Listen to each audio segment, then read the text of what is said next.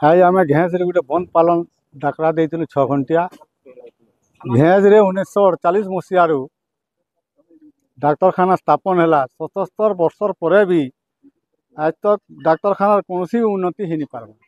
जिते बेले डिस्पेंसरी थिला 6 बेडेड थिला वर्तमान 0 बेडेड डाक्तरखाना चलुची। मझे गाइनिक कैंप होता यहाँ से ट्रिटमेंट भी कि कैंसी प्रकार किसी सुविधा नहीं है। जड़े डाक्तर रोचन से यदि बदली गले कि पीजी पढ़ी गले बेले डाक्तर पदवी बहुत दिन जाए खाली रोचे। डेली शह शह पेसेंट आसिक जड़े डाक्तर थिबार लगी बहुत समय अपेक्षा करवार पड़ुचे। रोग चिन्ह लगी कि परीक्षा लगी कैंसी प्रकार सुविधा नहीं तो इथिले आम बहुत दिन अंचलवासी घेस डाक्तरखाना उन्नति होकर सीएससी करागला सब सुविधा हो पार्बा बोलिकी आम दाबी कर आसुचु।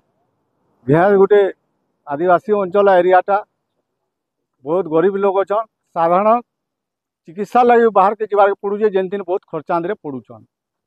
आउ घेस अंचल दीर्घ वर्षर चोरी डकायती हत्या पलायन लुटपाट केस गुड़ाक दिने दिन के बढ़ी चलीचे।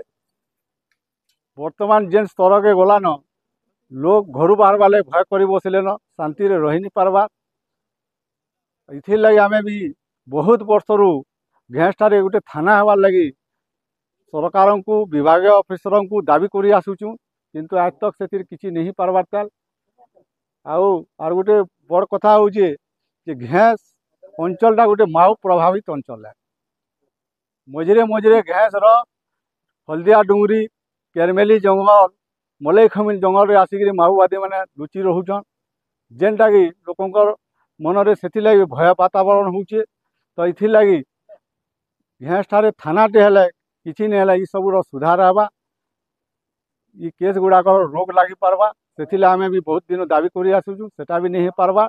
तो आज आम घेस 6 घंटिया बंद डाकरा देकर ये सबूर दाबी पत्र सरकार पठेचु। आईटा आशा करुचु ये सरकार समय ये सब गुड़ाक हो पार्बा बोलिकी लोकंर बहुत आशा भरसा अच्छे।